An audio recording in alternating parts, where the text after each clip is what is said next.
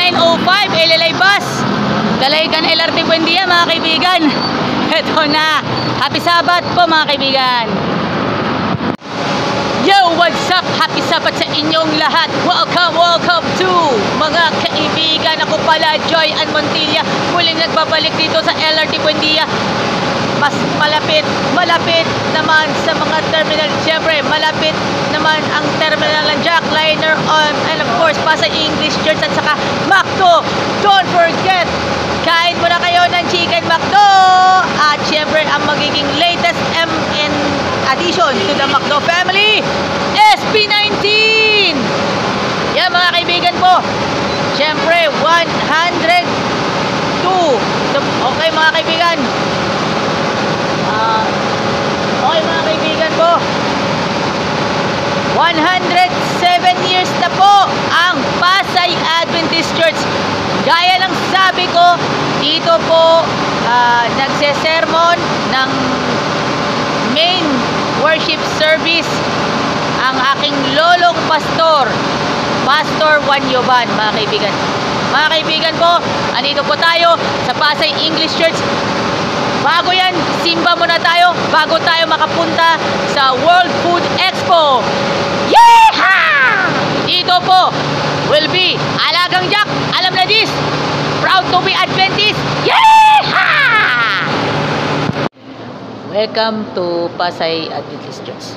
Worship service, Sabbath school is here.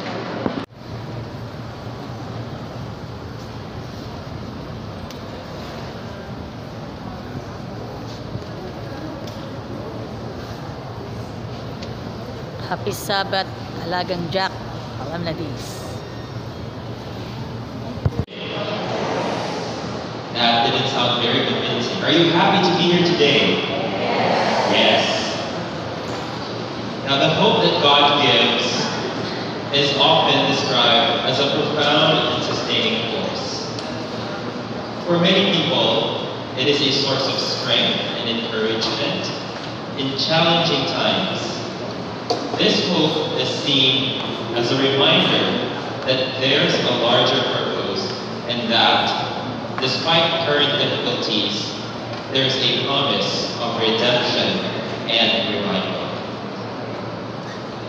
It is an anchor in adversity. God's hope can be portrayed as an anchor during the storms. It provides stability and reassurance when everything around seems uncertain and chaotic. It provides vision beyond the present. This hope encourages believers to look beyond immediate circumstances and trust in a greater plan.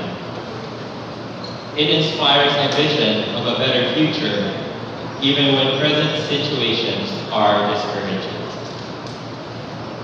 It is a source of peace.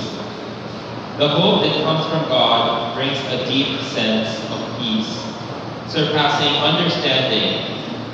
It's not merely an optimistic outlook, but a profound inner calm that helps individuals face trials with courage.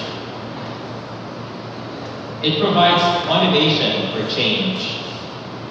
With this hope, people often find the motivation to work towards positive change, both in their own lives and in the world around them.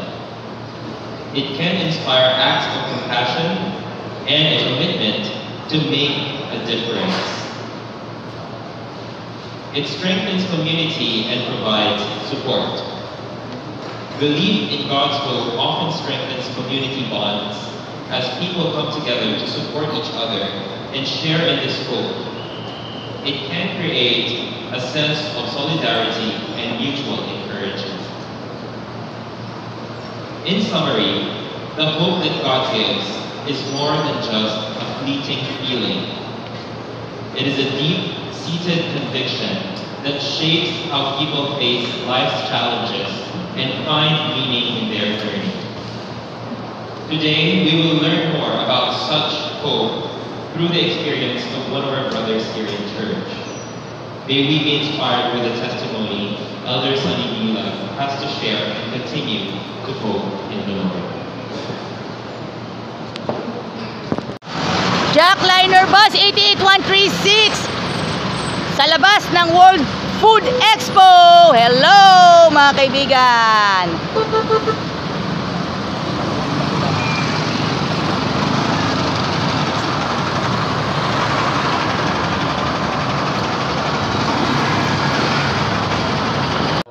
Pabalik po tayo mga kaibigan, sapagkat itong bus na nasakyan ko ay diretsuhan. Pangilang beses na ako nakasakay ng diretsuhan, alam na. Yan po. Sa mga kaibigan po natin, huwag nating kalimutan, supportan po natin ang Jackliner.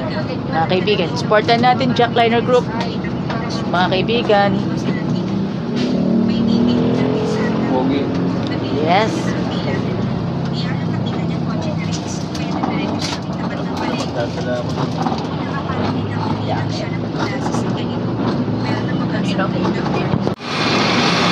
Maraming salamat. Thank you very much for joining in on the wonderful vlog. The Sabbath. This is the Sabbath everywhere. Alagang Jack, alam na this, featuring the best of the best. Jackliner Bus, body number 88153. Alagang Jack, alam na this. Happy Sabbath. Just coming in, count me in. Dahil radyo na, TV pa, kortesiya na, disiplina pa. Alagang Jack, alam na this. Happy Sabbath everywhere. Taga-subaybay ni Joyan Montilla. Joyan, thank you ha. Inayayaan ko po kayo manood lagi ng Bayan ng Manong Palitan. Lahat ng programa sa radyo na hindi pala Super Radio DCWP sa mula umaga hanggang gabi. Again, thank you sa mga taga-subaybay ni Joyan. Tumuto ko kayo kay Joyan palagi. Thank you, Joyan.